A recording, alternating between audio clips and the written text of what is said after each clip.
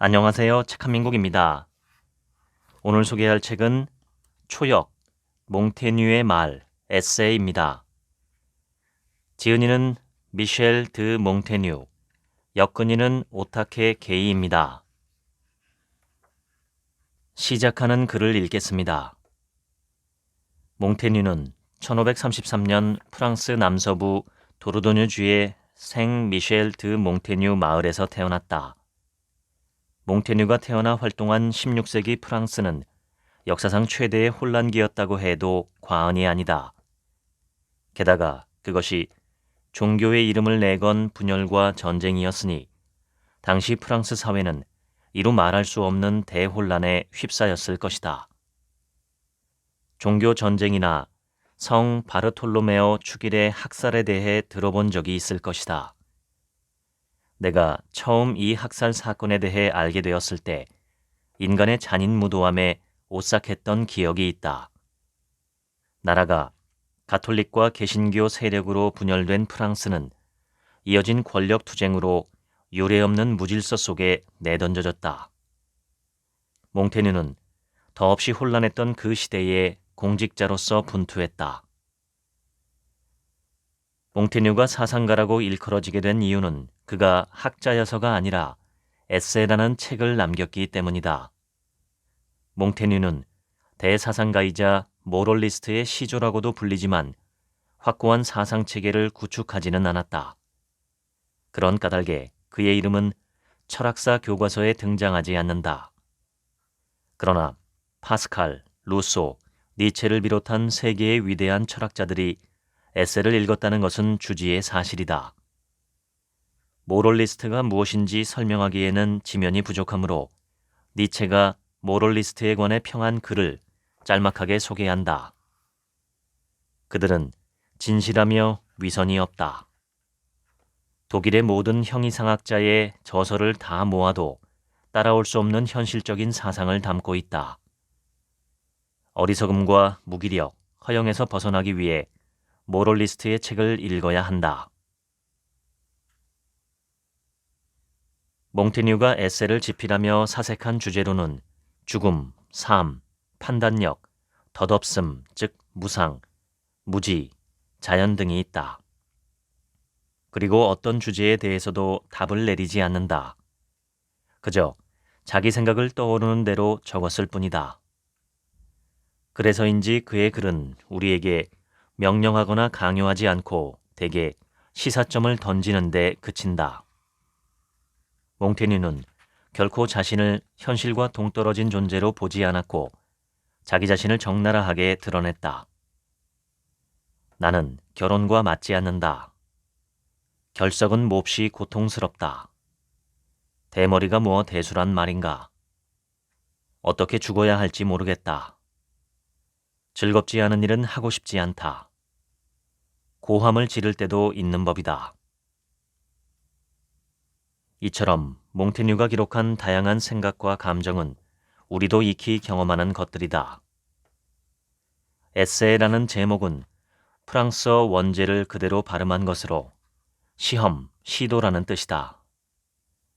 영어로 통용되는 글쓰기 형식 에세이가 여기에서 유래했다. 에세이의 동의어로는 수필이 있다. 마음속에 떠오르는 자질구레한 일들을 그저 손 가는 대로 적은 에세이의 가장 큰 매력이자 중심 주제는 나였다. 있는 그대로의 모습이란 무엇인가? 자신이 무지하다는 사실을 깨끗이 인정하자. 진정 흔들리지 않는 내가 존재하는가? 타인의 눈으로 나를 볼 수 있는가? 이름을 남기는 것보다 삶이 더 중요하다. 결과는 아무래도 좋다. 마지막으로 프랑스의 문학가 포르티나 스트로프스키가 소개한 에세를 읽는 법을 소개한다. 고지곳대로 읽으려 하지 말고 에세와 대화하라. 반복해서 펼치고 닫는 사이에 몽테뉴의 생각과 당신의 생각이 하나가 될 것이다. 본문을 읽겠습니다. 나는 내 생각을 있는 그대로 한치의 꾸밈 없이 꺼내놓는다. 다른 이의 의견에 비해 허점투성이로 보일지언정 억지로 포장하려 하지 않는다. 결점은 부끄러운 것이 아니다. 오히려 포장하는 것을 부끄럽게 여겨야 한다.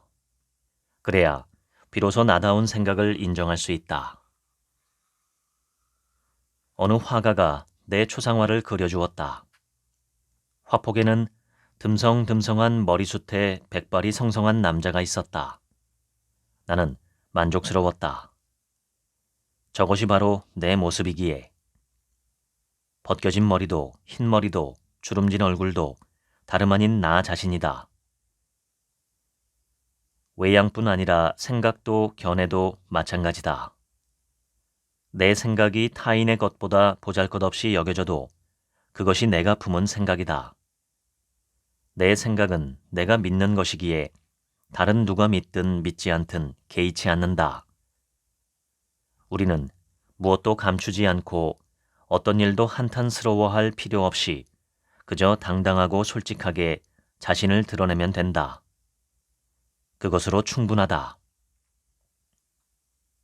당신은 흔들림 없는 자신을 본 적이 있는가? 언제 어디서나 확고하고 변하지 않는 모습을 가지고 있다면 누구라도 좋으니 나에게 보여주었으면 한다. 왜냐하면 그런 것은 애당초 존재하지 않기 때문이다. 그저 내가 그랬듯이 자기 자신을 찬찬히 주의 깊게 들여다보면 좋겠다. 그럼 자신이 얼마나 불확실하고 어리석은 존재인지 알게 될 테니 우리는 단지 그 사실을 깨닫기만 하면 된다. 나는 그저 보통의 사람이다. 예민하고 상처받기 쉬우며 못마땅한 일이 계속되면 울적해지는 어디에서나 볼 수 있는 평범한 사람이다. 이것도 좋다고 나는 생각한다. 사람이 항상 웃는 얼굴로 있을 수만은 없는 법이니까. 불쾌하고 불편한 일이 이어질 때 당신은 어떻게 하겠는가? 나는 그런 곳에 머무르지 않고 속히 다른 곳으로 가고자 한다. 나는 어떤 특정한 곳에서밖에 머물 수 없는 특별한 존재가 아니라 어디에서나 살 수 있는 평범한 사람이므로. 인간의 가치가 어디에서 비롯된다고 생각하는가? 생각하는 힘인가 아니면 이성인가? 진정한 가치는 의지에 있다. 사회적 지위나 가문 혹은 재산에 의지가 깃들리 있을까? 갑옷과 검에 의지가 있을 수 있을까? 아무리 값비싼 보석이라도 거기에서 의지를 찾을 수는 없다. 인간의 진정한 가치, 의지는 불행과 역경 속에서 발현된다. 중용이라는 말을 들어봤을 것이다. 우선 중용은 무리하지 않는 것이다. 자신에게 어울리는 일을 하는 것도 중용이다. 젊은 시절의 체력과 기력, 외모를 유지하려 함은 지나친 바람이다. 자연의 것이 중용이다. 자연에 없는 것을 바라는 일은 이치에 어긋난다. 중용은 정신의 평온이기도 하다. 나는 나에게 맞는 속도로 달리며 그 속도는 천천히 달리는 것이다. 무언가가 부족하다고 생각한 적이 있는가? 그 구멍을 메우려고 애쓴 적이 있는가? 그럴 때도 있을 것이다. 자기 내면이 어떠한지 모르기에 바깥에서 찾으려는 것이다. 하지만 찾는 것은 우리 안에 있다. 중마에 올라타 높이 선들 무슨 소용이 있는가? 중마에 오르더라도 그것을 움직이며 걸어야 하는 것은 나의 다리가 아니던가. 권위를 과시하기 위해 높은 옥좌에 앉은들 우리는 여전히 나 자신의 엉덩이로 앉아 있을 뿐이다. 나라는 존재를 즐길 수 있을 때 우리는 신처럼 무결하다고 말할 수 있다. 나는 불확실한 채로 놓아두기로 했다. 답이 아니라 의문인 상태로 두는 것, 분명한 알미 아니라 무지라는 본연의 상태에 몸을 맡긴다. 당신도 다양한 모습으로 변할 테다. 그 중에는 나태한 모습이나 인정하기 싫은 모습도 있으리라. 그러나 고급인 것도 저급인 것도 모두 당신 자신이다. 우리는 흔들린다. 흔들림이야말로 나 자신이다. 만약 당신의 내면에서 자만심을 발견한다면 자신에게 이렇게 말해주자. 남을 내려다보는 그 시선을 조금만 위로 올려보라. 나는 발끝에도 미치지 못하는 나를 짓밟을 수 있을 만한 인물이 수천 수만 명은 있을 테니까. 역경에 처했을 때 당신은 어떻게 행동하는가? 나는 그런 상황에 놓여도 도망치는 데 마음을 두지 않으려고 노력한다. 이미 일어난 일은 바꿀 수 없기 때문이다. 바꿀 수 있는 것은 단 하나, 나 자신뿐이다. 상황이 나에게 맞춰주는 일도 없다. 그렇다면 내가 상황에 순응해야 하지 않겠는가? 당신은 당신 자신을 믿는가? 나는 남들의 신뢰를 얻을 만한 권위나 실적은 없지만 나 자신을 믿는다. 그래서 날마다 새로운 것을 배울 수 있다. 그렇게 나는 매일 변화한다. 내일의 당신은 오늘의 당신이 아니다. 나날이 변화하는 당신이기에 자신을 믿을 수 있지 않을까? 성격이나 성향이라는 틀에 나 자신을 가둬서는 안 된다. 그 때문에 스스로 변화를 거부하게 되고 자칫 인생을 허투루 보낼 수도 있음을 기억하자. 어느 한 가지 삶의 방식을 고수하거나 자신의 신조에 강하게 집착하는 사람이 있다. 하지만 우리가 지닌 근본적인 힘은 변화에 적응하는 데 있다. 다양한 일에 유연하게 반응할 수 있는 사람이야말로 진정 살아있다고 말할 수 있지 않을까? 인생은 불규칙하게 흐르는 법이다. 만약 자신의 성격이나 성향이라는 것에 얽매인다면 자신의 인생에 온전히 부응하지 못할 것이다. 대부분의 사람이 아무런 대가 없이 남에게 자기 재산을 주지는 않을 것이다. 그런데 타인에게 지배당하는 것에 대해서는 딱히 불평하지 않는 듯하다. 왜 그럴까? 그들은 자기 일을 하는 것이 아니라 다른 사람의 평가를 위해 일을 한다. 자기 재능을 자신을 위해 쓰지 않는다. 그들이 복종하는 나 아닌 다른 무언가에 자신을 빌려주고 있다. 당신 주변에도 그런 사람들이 있지 않은가? 그들은 움직이지 않으면 당장이라도 죽을 듯이 행동한다. 그도 그럴 것이라 나는 생각한다.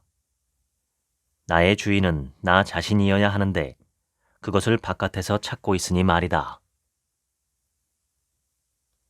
휴식과 환기를 위해 여행을 다녀오고도 삶이 별반 나아진 게 없다고 투덜대는 이에게 그리스의 철학자 소크라테스는 이렇게 말했다. 그야 그럴 수밖에. 자네는 여행에 자신을 함께 데리고 갔으니 말이야. 자신을 사슬로 묶어 어디든 끌고 다니는 사람들이 있다. 그런 이들에게는 일상의 장소를 벗어나는 것이 별 도움이 되지 않는다. 자기 본래의 모습에서 벗어나 보는 것이 중요하다. 자신의 모습을 관찰하고 자신의 움직임을 기록해보자. 그러고 난 뒤 자신을 되찾으면 된다. 통풍에 걸린 한 남자가 말했다. 발작이 일어날 때마다 나는 소시지와 햄과 소 혓바닥을 저주한다네. 그러면 조금은 속이 후련해지거든. 이 남자를 비웃어서는 안 된다. 우리 영혼은 붙잡을 대상을 내주지 않으면 막무가내로 무엇에든 매달리려 한다. 엉뚱하고 거짓된 대상을 만들어 화살을 돌린다. 이런 식으로 우리는 자기 자신을 다치게 한다. 분노와 고통 속에서 휘두른 주먹은 반드시 목표를 벗어나 딱딱한 것에 부딪힐 것이다. 아픈 것은 누구겠는가? 바로 나 자신이다.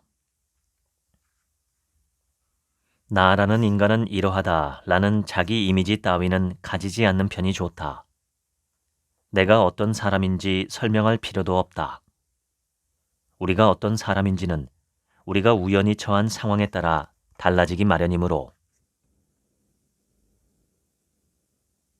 말을 칭찬하는 것은 마구가 화려해서가 아니며 개를 칭찬하는데 목줄은 이유가 되지 않는다.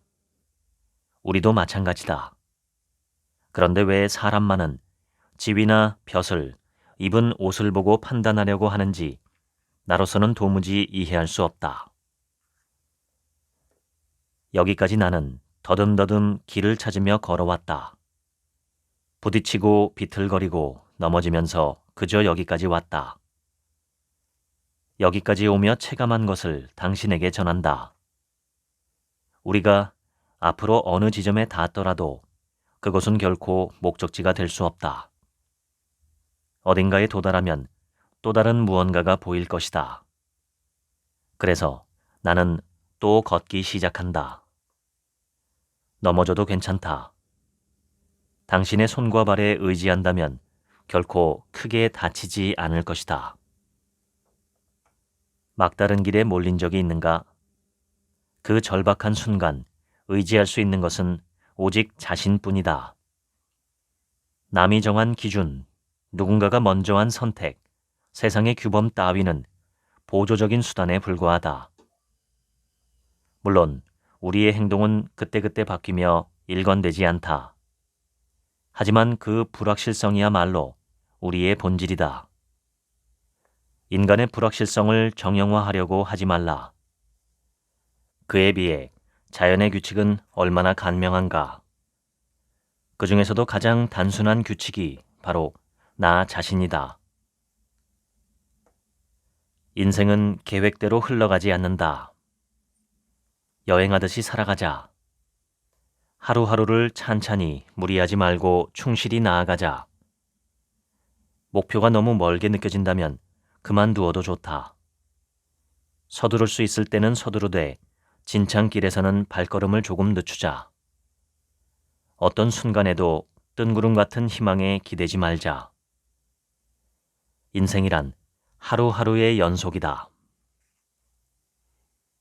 내 좌우명은 천천히 서두르자이다. 마음먹었을 때 바로 실행해야 후회가 없다고 흔히 말하지만 나는 그 말을 믿지 않는다. 당장 시작하지 않아도 괜찮다. 단, 일단 걷기 시작했다면 끝까지 완주한다. 당신도 천천히 서둘러 봄이 어떤가? 나에게 맞는 속도는 내 몸이 알고 있다. 느리든 빠르든 다른 이의 속도에 맞출 필요는 없다. 목이 마르면 물을 마시고 배가 고프면 밥을 먹자. 조급해하지 않는 것이 중요하다. 인간은 죄 많은 존재다. 학자 행세를 하는 사이비들은 이런 말로 당신을 올가매려 한다. 자기 자신에 대한 혐오가 그 증거라며 당신을 깎아내리려 할지도 모른다. 그런 말에 귀 기울이지 말자. 거짓 학자들의 말은 무책임하고 이기적이다. 그들은 당신의 상처를 이용해 저들의 입맛에 맞게 우리를 조종하려는 것뿐이다. 인생은 기쁨으로 가득하다. 이것이 내가 알려주고 싶은 진실이다. 인생에 무엇이 필요하다고 생각하는가? 일인가? 아니면 집, 직위, 명성, 수입인가? 우리 삶은 너무도 복잡해져 버렸다. 사실 우리 인생에 필요한 것은 단 하나다. 우리는 이미 그것을 가지고 있다. 바로 우리 자신이다. 나 자신을 잃지 않는다면 그것으로 족하다. 부족한 것은 하나도 없다. 어떤 인생도 부족함 없이 완전하다. 무언가를 강요받는 것을 좋아하는 사람이 있을까? 일단 나는 불쾌하다. 나는 어쩔 수 없이 마지못해 무언가를 하지 않으려 노력한다. 나는 직선이든 곡선이든 미리 정해진 선을 그어놓지 않는다. 여행을 예로 들면 오른쪽으로 갈 수 없을 때는 왼쪽으로 가면 된다. 걸을 수 없는 몸 상태라면 쉬었다 간다. 못 본 곳이 있다면 되돌아가도 좋다. 미리 정해진 코스를 따라가기만 하는 여행에 만족할 수 있을까? 목적지에서 벗어나면 어떤가? 편안하게 지낼 수 있는 장소는 어디에나 있다. 살다 보면 피할 수 없는 일이 생기기 마련이며 그 불가피한 일 앞에서 우리는 그저 견딜 수밖에 없다. 삶은 조화를 이룬다. 인생에는 유쾌한 일도 불쾌한 일도 공평히 일어난다는 뜻이다. 어느 하나라도 결여되면 삶은 조화로울 수 없다. 청아한 소리만 좋아하는 작곡가는 아마추어의 차원에서 벗어나지 못할 것이다. 세상은 청아한 소리뿐 아니라 귀에 거슬리는 소리, 둔탁한 소리, 날카로운 소리, 부드러운 소리, 묵직한 소리 등 다양한 소리로 이루어져 있다. 마찬가지로 삶은 좋은 것과 나쁜 것이 뒤섞여 있다. 한쪽에서는 나쁜 일이, 다른 쪽에서는 좋은 일이 되기도 한다. 영혼의 위대함이란 높은 곳을 지향하는 데 있지 않고 앞으로 나아가는 데 있지도 않다. 그것은 스스로를 정돈하고 절제하는 법을 아는 데 있다. 한번 물어보자. 당신의 존재 방식으로 다른 사람을 평가하는 것은 잘못되었다고 생각하지 않는가? 그런데 왜 타인의 것으로 당신의 존재 방식을 좌우하려 하는가? 이건 역시 같은 실수가 아닐까? 채식주의자든 독신주의자든 제각기 자신에게 맞는 삶이 있다. 당신과 나는 다르다. 나는 나와 다른 당신을 존중하고 사랑할 것이다. 당신은 비 온 뒤의 진창길을 어떻게 걸어가는가? 나는 사람들이 다니지 않은 곳으로는 가지 않는다. 언뜻 깨끗해 보여도 그곳은 미끄러지기 쉬운 길이다. 깨끗한 표면 아래에 무언가가 도사리고 있을지 모르는 일이다. 그래서 나는 이미 많은 이들이 밟고 지나온 경로를 고른다. 물론 발이 진흙투성이가 될 수도 있다. 하지만 이미 밑바닥이 단단히 다져졌기에 발이 더 깊이 빠질 일은 없다. 이것이 안전하고 확실하게 걷는 방법이다. 사는 것도 이와 다르지 않다고 나는 생각한다. 이 나라의 교육은 우리를 선량한 인간으로 키우기보다 학자로 만드는 데에만 혈안이 된 듯하다. 참된 정신과 지혜를 추구하고 몸에 익히고 바르게 행동하는 것을 가르치지 않고 성실이나 지혜의 철자나 파생어, 어원 따위를 머릿속에 새겨넣는 교육에만 몰두한다. 그런 교육은 하등 쓸모가 없다. 삶은 행동하는 것이고 경험하는 것이다. 행동과 경험 없이 지혜가 무엇인지 어떻게 알 수 있겠는가? 그러나 지금의 교육은 지혜를 어렵고 특별한 용어로서 외우게 하고 말뿐인 인간을 만들려고 한다. 진정 제대로 된 훌륭한 교육은 우리의 판단력을 꽃피우고 행동을 변화시킬 것이다. 삶 자체에는 옳고 그름이 없다. 단지 당신이 어떻게 살아내느냐에 따라 삶은 좋은 터가 되기도 하고 나쁜 터가 되기도 한다. 좋은 터라면 당신은 하루하루에 만족하고 있을 테다. 소크라테스는 대지를 제 발로 단단히 밟고 걸었다. 말에 올라타 질주하지 않고 보통의 속도로 걸어갔다. 부디 소크라테스를 닮았으면 한다. 그는 인간의 영혼을 지상보다 높은 곳에 두지 않았다. 영혼은 그저 건강하기만 하면 되었다. 소크라테스도 여느 사람과 다름없이 인간사에서 마주하는 수많은 어려움에 대처해 나갔던 것이다. 그리하여 그는 후세의 우리에게 최고의 보물을 남겼다. 바로 지혜를 하늘에서 끌어내린 것이다. 당신은 어떤 책을 즐겨 읽는가? 좋은 책은 무지한 우리 인간을 무관심의 늪에서 끌어올린다. 자연스럽고 간결한 문체로 쓰여 있으며 난해한 내용을 쉽게 풀어준다. 그리고 이치에 맞는 논리를 펼쳐 보인다. 당신이 좋은 책을 더 많이 만날 수 있기를 진심으로 기원한다. 그리스 신화에 빼어난 미모와 그의 버금가는 특출난 다리 힘을 자랑하는 공주가 등장한다. 공주는 구혼자들을 뿌리치기 위해 다음과 같은 결혼 조건을 내건다. 나와 달리기 시합을 해서 이긴 남자와 결혼할 것이다. 하지만 시합에서 패배한 자는 목숨을 내놓아야 한다. 많은 사람이 이 거래의 희생양이 되었지만 마침내 한 남자가 시합에서 승리해 그녀와 결혼하기에 이르렀다. 남자는 달리기 실력으로 이긴 것이 아니다. 사랑의 신이 준 3개의 황금 사과를 사용한 덕이었다. 남자는 공주가 자신을 앞지르려 할 때마다 황금 사자를 길에 던졌고 그의 정신을 빼앗긴 공주는 사과를 줍기 위해 멈춰 설 수밖에 없었다. 남자는 이를 3번 반복했다. 그를 비겁하다고 하겠는가? 그는 단지 문제를 대하는 방식을 바꾼 것뿐이다. 때로는 문제의 정면으로 부딪히지 않는 편이 나을 때도 있다. 신은 인간이 견딜 수 없는 추위를 주지 않는다.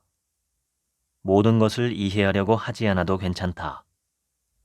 될 대로 되라 라고 생각하며 여유롭고 평온한 마음으로 살아가자. 나는 가장 쉽고 가장 가까운 길을 택한다. 다른 이가 어떤 길을 가건 개의치 않는다. 명예를 얻을 수 있는 길이라 해도 내 능력과 맞지 않으면 가지 않는다. 편안하게 걸어가자. 당신 역시 긴장을 풀었을 때 비로소 당신 자신의 진정한 힘을 느낄 수 있을 것이다. 자신의 힘을 따르라. 소크라테스가 몇 번이고 강조한 말이다. 같은 강물에 2번 몸을 담글 수 없다. 그리스의 어느 철학자가 말했다. 세상 만물은 변하고 흘러가는 법이다. 그저 태어나고 그저 흘러가고 그저 사라진다. 우리는 이런 흔들림과 무상함을 받아들일 수밖에 없다. 흔들림과 무상함이야말로 우리 인간의 본질이기에 그저 흘러가라. 당신도 분명 흘러가는 것이 곧 행복임을 깨닫게 되리라. 나는 여행을 떠나면 현지인과 적극적으로 교류하고자 한다. 그곳에 미지의 발견이 있기 때문이다. 차이를 발견하는 것은 나에게 더할 나위 없이 즐거운 일이다.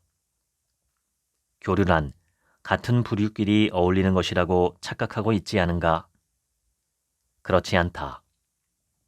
교류는 무엇보다 차이 속에서 생겨난다.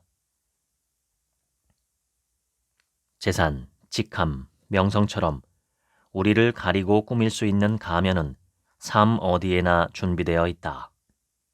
그러나 단 하나, 가면이 준비되지 않은 것이 있다. 바로 죽음이다. 친구나 가족의 죽음이 아니라 나 자신의 죽음 말이다. 그때야말로 나의 진정한 가치가 평가된다. 나의 행복도 당신의 행복도 결국 죽은 후에야 알 수 있다. 처음부터 행복을 느끼는 힘이 부족한 사람은 없다. 단지 타인의 잣대로 자신의 가치를 평가하기에 만족하지 못하는 것이다. 우리는 자연이 필요로 하는 만큼 늘 행복하다. 그 이상의 것은 모두 여분에 불과하다. 나에게 풍요로움은 최소한의 필요가 충족된 상태다. 그리고 깨끗하게 사는 것이다. 지나침은 곧 궁핍함과 다르지 않다. 자연이 우리에게 준 것 이상을 바라지 말자. 필요 이상을 바라는 것은 자신을 서서히 불태우는 것과 같다. 스스로를 고문하는 일이다. 행복은 필요한 것이 하나도 부족하지 않은 상태다. 자연은 우리 삶에 순수하게 필요한 것을 주었고 모두가 그것을 결핍 없이 누리는 것이 행복이다. 자연 그대로 살아가는 법을 아는 사람은 얼마나 행복한가. 행복은 아득히 먼 이상향에 있는 것이 아니라 우리 일상에 있다. 약을 과도하게 먹지 않고 술은 취하지 않을 정도만 마신다. 이 둘을 모두 지킬 수 있는 사람은 얼마나 행복한가. 차가운 비가 내리든 매서운 바람이 불든 나에게는 모든 때가 좋은 때다. 나는 이제 인생의 쇠퇴기에 접어들었다. 그래도 나는 삶을 존중하고 여전히 마음껏 즐기고 있다. 감기에 걸리든 배탈이 나든 나는 어떤 컨디션에서도 행복을 느낄 수 있다. 행복에는 크고 작음이 없다. 모든 존재가 그저 고마울 따름이다. 반면 매일 불평불만만 늘어놓는 사람도 있다. 그들은 지금 이 순간을 그저 흘려보내고 있는 셈이다. 그들은 늘 현재보다 더 먼 미래를 자신이 가진 것 이상에만 신경을 쏟기 때문이다. 나는 그들을 희망의 노예라고 부른다. 안타깝게도 그들은 행복을 찾느라 혈안이 되어 있으면서도 지금의 행복에는 무관심하다. 우리는 필연적으로 죽는다. 다만 죽음을 받아들이는 태도나 방식은 각자가 다를 수 있다. 죽음과 마찬가지로 건강, 권위, 학문, 재산 등에 대해서도 우리는 제각기 다양한 방식으로 받아들인다. 우리와 외부의 관계란 그런 것이다. 외부의 요소를 어떻게 받아들일지는 우리에게 달려있다. 행복할지 불행할지는 나 자신에게 달렸다는 말이다. 당신도 마찬가지다. 언젠가 운명을 이끌어가는 것은 당신 자신임을 실감할 때가 올 것이다.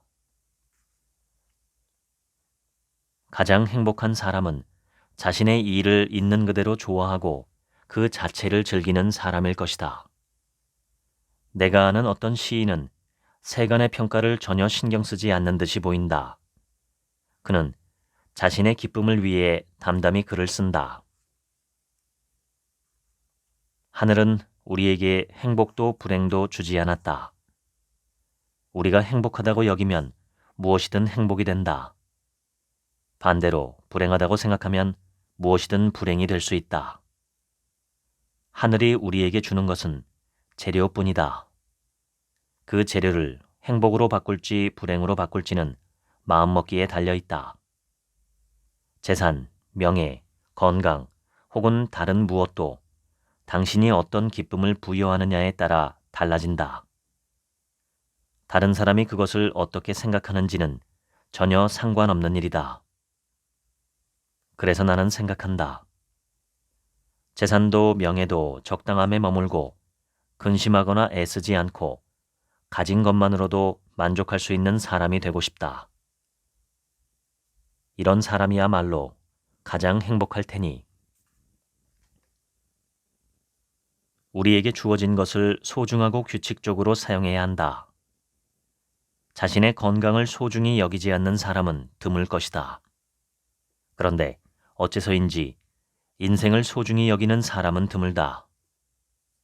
건강을 생각하듯이 자신의 인생을 사랑하자. 자신에게 닥칠 수 있는 모든 불행을 상상하고 그 불행을 최대한 현실감 있게 느껴보라. 이렇게 조언하는 사람들이 있다. 하지만 나는 도무지 이해할 수 없다. 아직 일어나지도 않은 불행을 미리 경험하려는 노력이 무슨 도움이 될까? 운명이 언젠가 우리를 채찍질할지 모른다고 해서 지금 당장 맞을 필요가 있는가 말이다. 우리가 고삐를 쥔 말이 어떤 이유로 미친 듯이 날뛸 수도 있다. 하지만 그것은 예상할 수 없는 일이다. 설령 일이 벌어지더라도 흥분한 말은 고삐 길이만큼만 날뛸 수 있다. 고삐를 단단히 잡고 있으면 결국 우리의 속도에 맞추게 되어 있다. 불행도 마찬가지다. 우리가 쥔 고삐 길이만큼 찾아온다.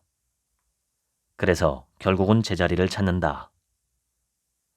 내가 당신에게 전하는 불행에 대처하는 방법이란 이런 것이다. 운명은 정해져 있지 않고 변화한다. 운명의 작용이 정의와 절묘하게 맞아떨어질 때가 있다. 사람들이 기적이라 부르는 결과를 가져올 때도 있다. 그런가 하면 우리를 조롱하기도 한다. 운명은 인간보다 사려 깊다라는 말이 있다. 그만큼 운명이란 불가사의한 작용을 한다.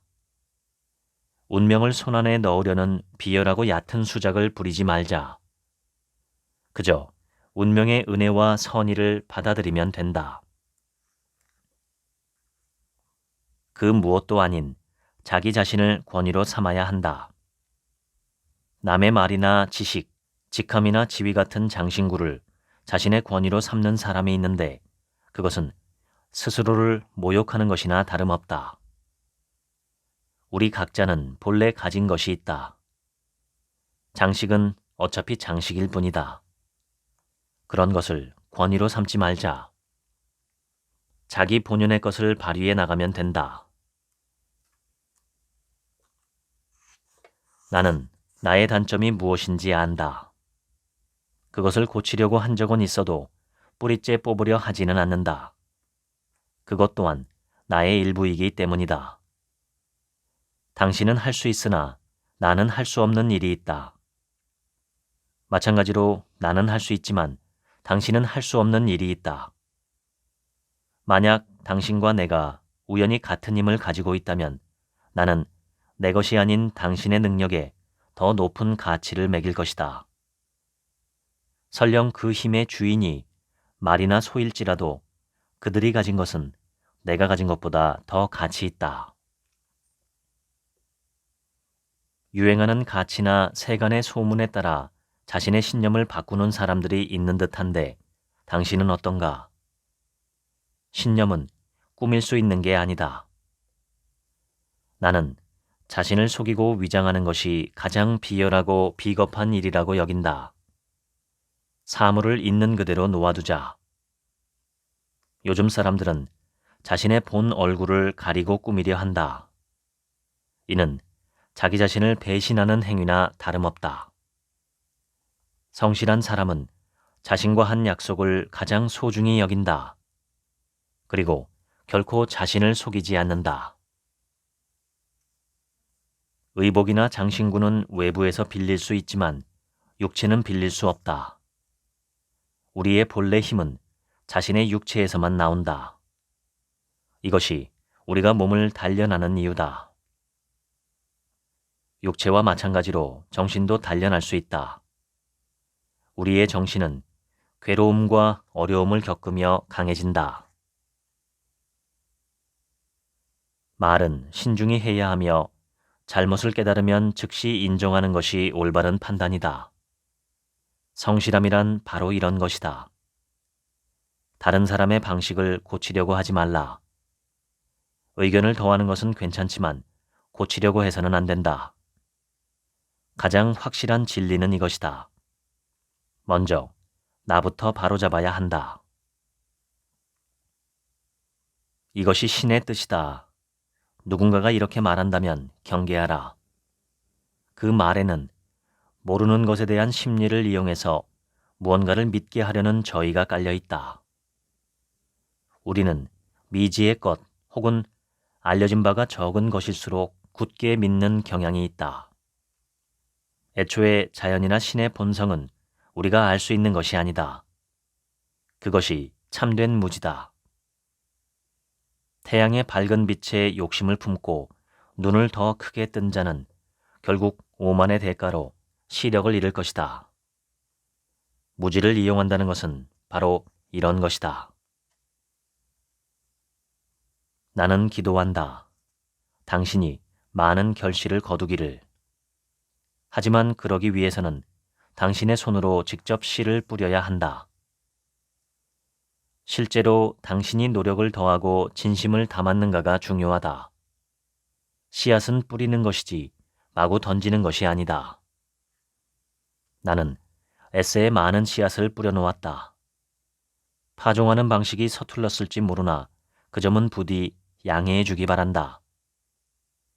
나의 예측을 뛰어넘어 그 씨앗을 더 풍성하고 대담한 결실로 만드는 것은 바로 당신이다. 나는 당신을 향해 이야기하고 있다. 에세는 당신이 더 현명해지기를 기원하고 더 많이 행동할 수 있도록 돕는 수단이다. 이런 말이 있다. 올바른 판단을 내리려면 최대한 많은 것을 최대한 명확하게 봐야 한다. 당신도 그렇게 생각하는가? 나는 너무 잘 보이는 것은 도리어 해가 된다고 생각한다. 지나치게 많은 것을 보다 보면 혼란이 가중되는 경우가 있다. 선택지도 비전도 무엇이든 적당한 편이 좋다. 적당히 보이는 것으로 충분하다. 그때 우리는 더 능동적으로 움직일 수 있다. 올바른 결정을 하기 위해 온갖 정보를 탐색하는 것은 오히려 제대로 된 판단을 저해할 수 있다. 정보에도 적당한 양이 있는 법이다. 우리는 시시각각 크고 작은 판단을 내린다. 지금 이 순간에도 무언가를 판단하며 선택한다. 이는 우리의 판단력이 모든 일에 적용되고 모든 것과 연관되어 있다는 뜻이다. 언제나 망설임 없이 옳은 판단을 하고 싶다 라고 생각할지도 모르겠다. 판단력이란 정답을 맞히는 능력이 아니다. 그 방향이 옳은지 아닌지는 걸음을 내디딘 후에야 비로소 알 수 있다. 즉, 판단이란 계속 시도하는 것이다. 나의 발도 당신의 발도 한 걸음씩만 나아갈 수 있다. 그 한 걸음을 거듭하는 것으로 비로소 판단은 공고해진다. 계속 앞으로 나아가야 한다는 생각에 사로잡혀 있는가? 그렇다면 전하고 싶은 말이 있다. 판단력의 가장 중요한 역할은 더 나아갈 수 없는 한계를 아는 것임을 잊지 말라. 가정해보자. 당신은 지금 강을 건너려고 한다. 꽤 오래전부터 강물의 흐름을 살피고 앞서 건넌 사람들을 지켜보았을 것이다. 하지만 실제로 강에 발을 담그면 준비한 것들이 대부분 쓸모없다는 사실을 깨달을 것이다. 당신의 키와 다리 힘으로 더 나아갈 수 없음을 알았을 때 당신은 어떻게 할 것인가? 물에 빠지지 마라. 되돌아가라. 판단이란 넓게 보는 것이 아니라 깊게 볼 때 가능해진다. 당신도 그리 해보기를 권한다. 판단력만큼은 오직 자기 자신을 의지할 수밖에 없다. 어떻게 해야 올바른 판단을 할 수 있을까? 답은 간단하다. 자신의 무지를 아는 것이다. 나의 무지를 아는 것이야말로 가장 아름답고 확실한 판단력의 발현이다. 우리의 판단력은 언제 어디서나 시험받는다. 혼자 있건 누군가와 함께 있건 아침이건 저녁이건 우리는 끊임없이 판단을 내린다. 타인과의 교류는 판단력을 기르는 데 큰 도움이 된다. 타인의 장점뿐 아니라 어리석음과 나약함에서도 배울 것이 있다. 우리가 타고난 시야는 좁디 좁다. 그렇기에 판단력을 기르는 데 철학이 필요하다. 철학은 모든 것을 연결한다. 순간과 순간 모든 행동이 관계 맺고 있음을 깨닫게 한다. 그로써 우리의 시야는 넓어진다. 당신은 스스로 믿지 않는 것을 믿을 수 있는가? 나는 내가 믿지 않는 것은 믿지 않는다. 수백 명이 믿는 사실, 수십 년 동안 믿어온 것, 이러한 말로 설득하려 해도 소용없다. 다수가 믿는다는 것이 진리의 시금석이 될 수는 없다. 어느 마을에 사는 여인의 이야기다. 여인은 송아지가 태어날 때부터 품에 안고 애지중지 키웠다. 시간이 흘러 송아지가 성체가 되어 여인보다 몸집이 몇 배나 불었음에도 그녀는 여전히 소를 끌어안고 애지중지했다. 이는 그저 한 개인의 사례가 아니다. 때로 습관은 우리의 자유로운 선택을 가로막는 폭군이 된다. 조금씩 우리가 의식하지 못하는 사이에 은밀하게 권위의 발판을 다진다. 우리가 자각했을 때는 이미 우리를 무자비하게 지배하는 폭군이 되어 있다. 우리는 그에 대항할 수 없게 된다. 그럴 리 없어. 이런 발언은 가급적 조심하는 것이 좋겠다. 자신의 무지를 알지 못하는 어리석음이다. 우리가 볼 수 있는 것은 한정되어 있다. 이러한 겸허함을 당신은 가지고 있는가? 많은 사람이 자신과 반대되는 의견에 발톱을 세우고 방어적인 태도를 보인다. 그러나 나는 두 팔 벌려 환영한다. 내 생각과 반대되는 의견은 나를 새롭게 일깨운다. 인간이 가진 최고의 지식조차 미지 앞에서는 아주 초라하고 편협할 뿐이다.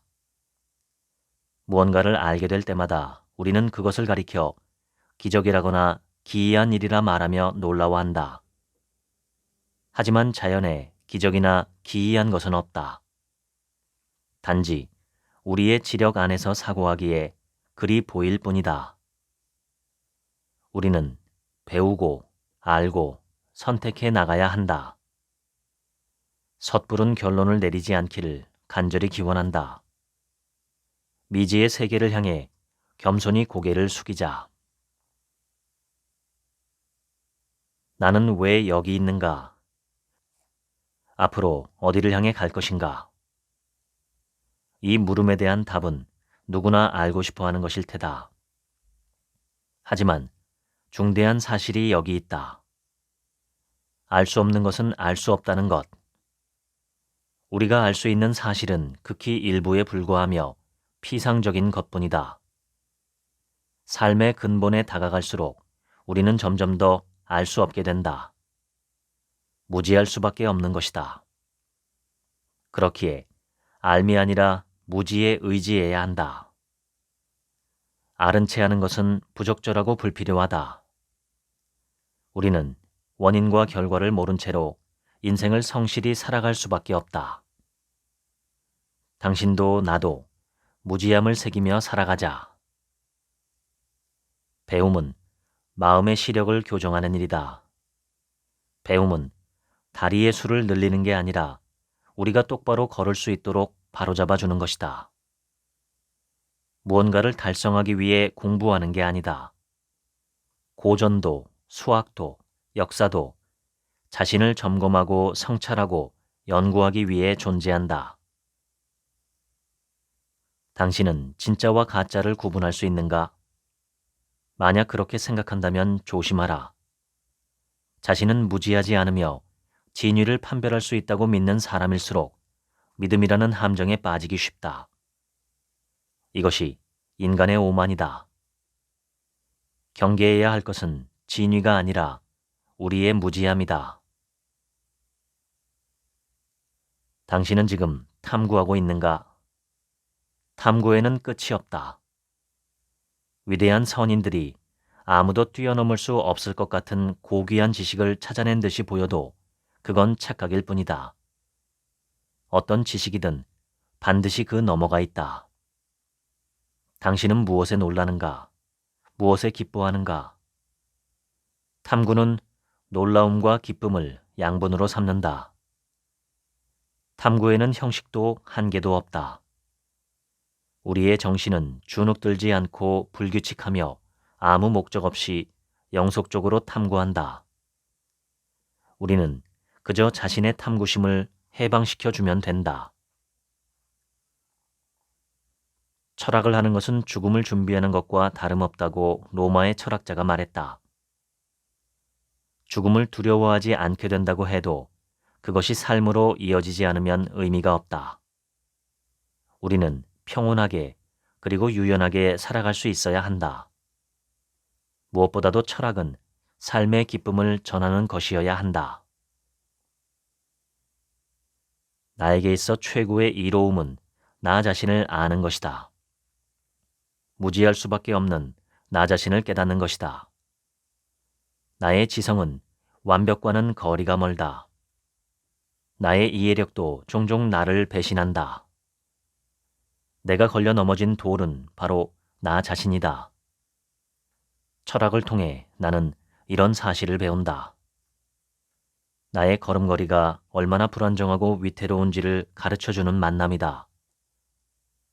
당신은 자신의 어리석은 행동을 깨달았는가? 그것은 훌륭한 일이다. 다만 그게 다가 아니다. 철학을 계속하자. 우리는 철학함으로써 자신에게 판단력이 없음을 알 수 있다. 또한 힘이 없음을 알 수 있고 그저 무지한 존재에 불과함을 깨닫는다. 가장 잘못된 생각은 자신이 가지지 않은 것을 가졌다고 여기거나 자신이 가진 것을 지나치게 훌륭하다고 여기는 것이다. 그래서 나는 더욱 철학하기를 권한다. 지식을 쌓음으로써 학자가 될 수 있을지는 모르겠으나 현명한 사람은 될 수 없다. 지식은 결국 빌려온 곳에 지나지 않기 때문이다.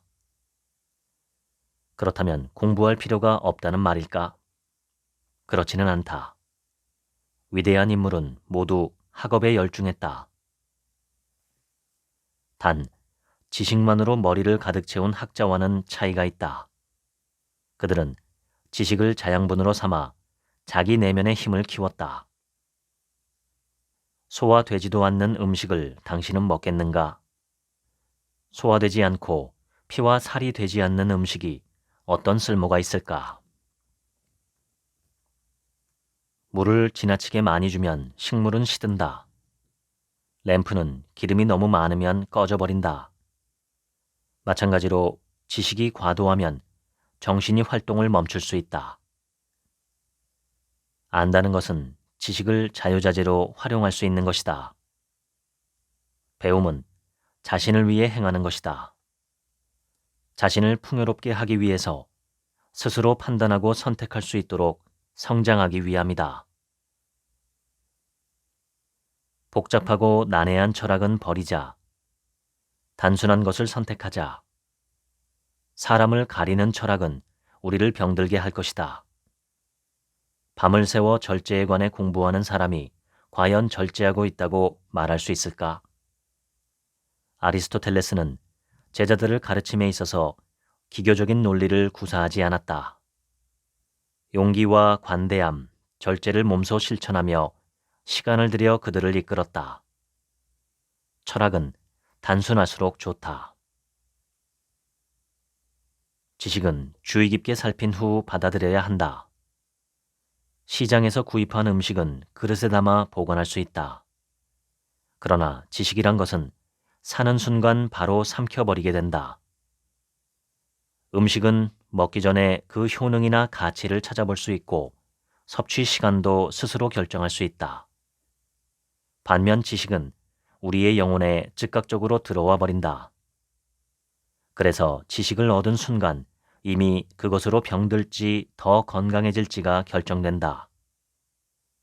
지식 중에는 겉보기에는 약으로 보이지만 독이 되는 것도 있다. 그렇기에 제대로 된 안목으로 분별해야 한다. 당신이 가장 확실하다고 생각하는 지식으로 판단할 때도 내가 보기에는 그렇다 정도로 결론을 내리자. 아무리 사실처럼 보여도 그것이 절대적으로 옳다고 단정짓지 말자. 인간에게는 아마도 어느 정도는 약간은 같은 표현이 가장 적합하다고 생각한다. 놀라움과 겸손은 철학하는 정신의 기초가 된다.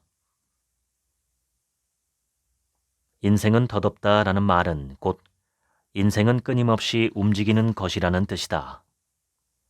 우리의 행동은 불완전하고 불규칙하지만 우리는 계속해서 움직이고 변화하며 성장한다. 이것으로 충분하다.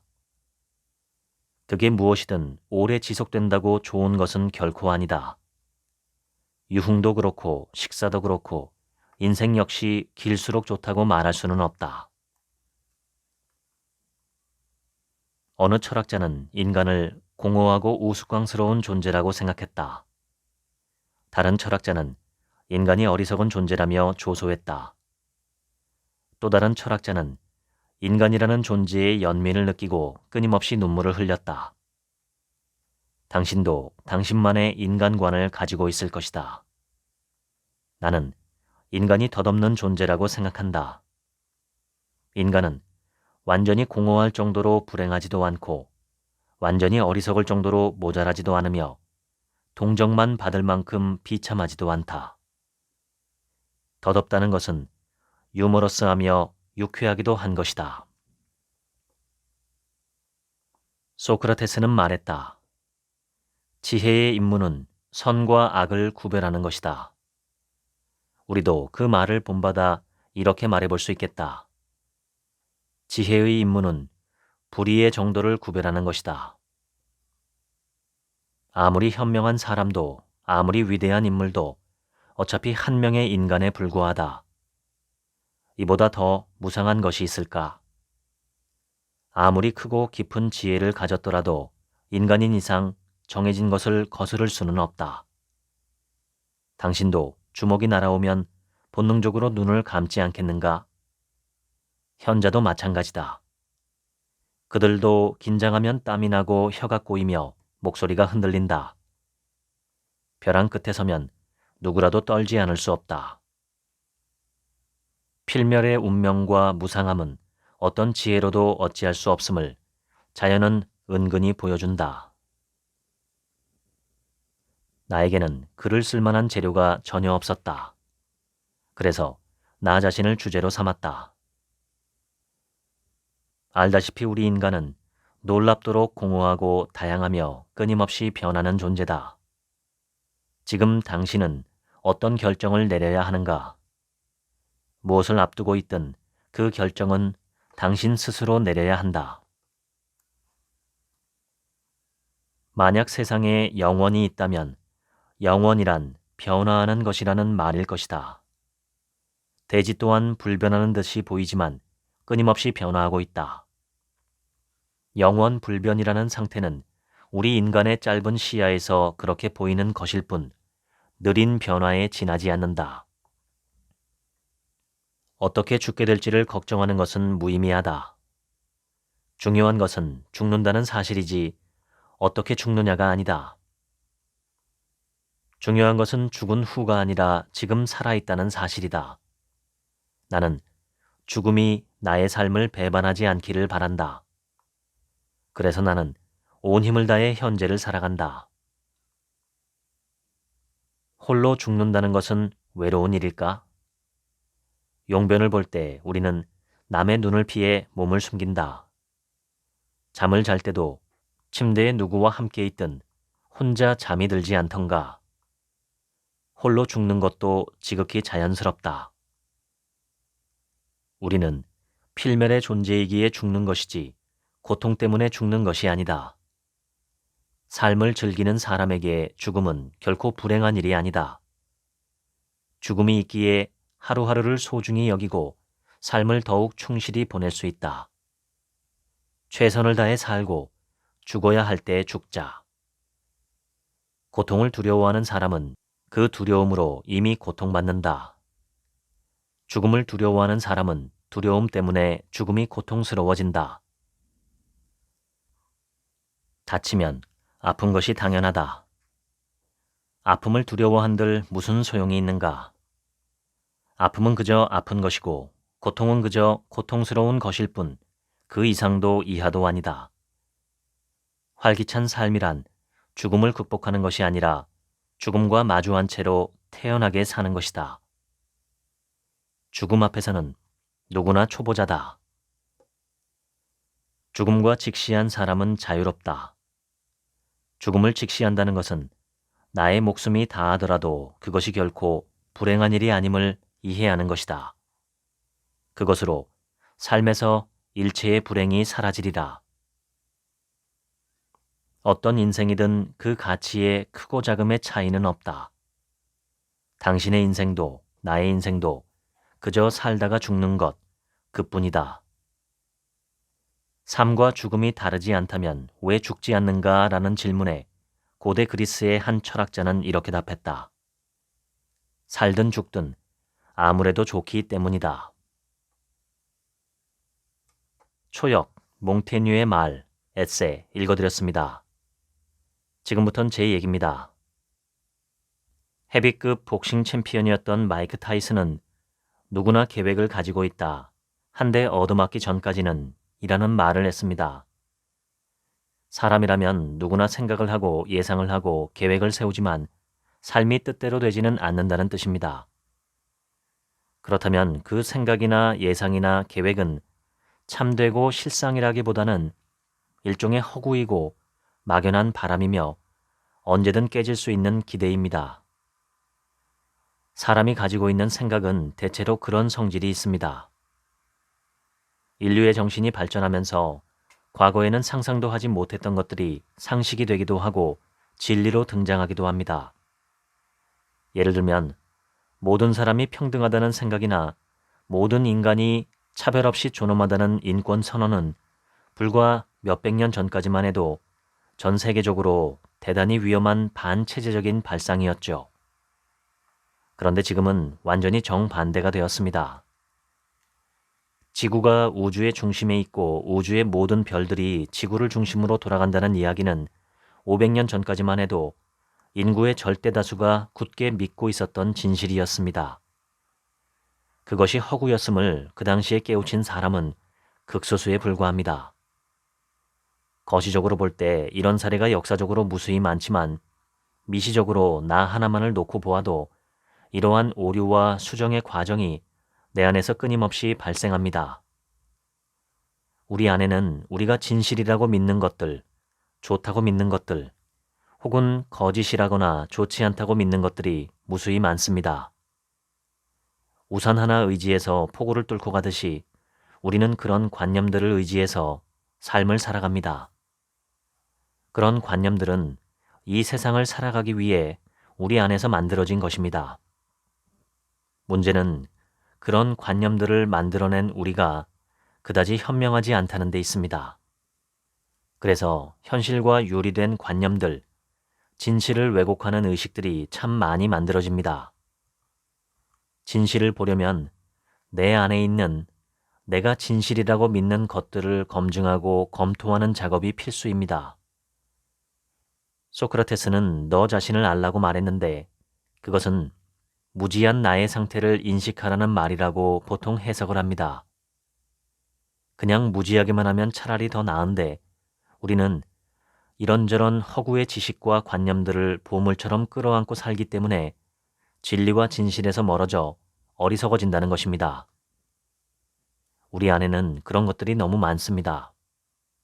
그렇지 않은 것이 거의 없다고 말할 수 있을 정도입니다.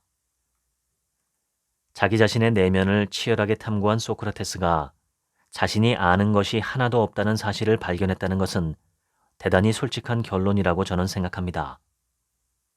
우리 자신도 아마 소크라테스처럼 우리 자신의 내면을 탐구했다면 같은 결론을 내리지 않았을까 싶습니다. 그런데 우리는 아는 게 너무 많습니다. 그것들을 검증하지도 않고 그것들을 나와 동일시해서 누군가가 그것을 터치하려고 하면 나의 정체성을 부정당하기라도 한 것처럼 맹렬하게 저항합니다. 제가 배우는 메타 명상과 메타 마음 경영에서는 자신을 주장하지 않고 자신을 텅 비울 때 비로소 우리 내면 깊은 곳에 숨겨진 진정한 지혜가 드러날 수 있다고 말합니다. 이렇게 자신을 텅 비우는 것은 내 관념을 주장하지 않는 행동이고 이래야 한다, 저래야 한다, 혹은 이것은 저렇다, 저것은 그것이다 라고 내가 믿고 있는 모든 것들을 일단 보류하고 더 바람직한 대안을 찾아보려는 마음을 가리킵니다. 이렇게 하려면 큰 용기가 필요합니다. 사람은 누구나 자기 잘난 맛에 살기 때문이죠. 자기 생각은 언제나 옳다고 여기기 때문입니다. 그러나 그렇게 하면 정신의 발전은 요원할 수밖에 없습니다. 하수구나 변기가 막혔을 때 펌프를 이용해서 뚫어본 경험이 있으신가요? 고무로 만들어진 그 펌프의 원리는 파이프에 원래 흘러가야 하는 방향의 역방향으로 살짝 힘을 가하는 것입니다. 예를 들어 하수구나 변기에 뭔가 걸려서 막혀 있을 때 언뜻 생각하면 그것을 뚫기 위해서 그것을 밀어주는 힘을 가해야 할 것 같지만 사실은 그것을 살짝 당겨주는 것이 펌프의 역할입니다. 우리가 원하는 건 밀어내는 것이지만 그러기 위해서는 당겨주는 것이 반드시 필요하죠. 그래야 밀려나갑니다. 이와 마찬가지로 정신이 진보하기 위해서는 일단 기존의 관념과 의식들을 뒤로 물리는 작업이 필요합니다. 그렇다고 그것들을 폐기하고 버리는 것이 아니라 그것을 진실로 가정하고 그것에 의지해서 움직이는 행동들을 잠깐 보류하는 것입니다. 기존의 관념과 의식들은 커다란 에너지를 갖고 있기 때문에 내가 의지를 발휘해서 잠깐 보류해야만 대안을 찾을 수 있고 검토할 수도 있습니다. 그리고 그럴 때 작지만 의미 있는 진보가 가능합니다. 그것이 바로 초월적 이성을 세우는 것입니다. 자신의 사고, 생각, 기분, 감정, 느낌, 감각, 욕구, 욕망을 검토하며 사시면 좋겠습니다. 그것이 정말 진실인지, 내 삶에 바람직한지, 혹시 더 바람직한 대안은 없는지 사유해 보시면 어떨까요? 그것은 정신을 소유한 인간만의 특권입니다. 내일 저녁 8시 강남역 인근에서 제4회 책임심 강의가 열립니다. 내일 주제는 초월적 이성입니다. 이 영상 설명란의 더보기 버튼을 누르시면 신청 방법과 장소가 있으니 많은 참여 부탁드립니다. 지금까지 책 한 민국의 하루치 생각이었습니다. 들어주셔서 감사합니다.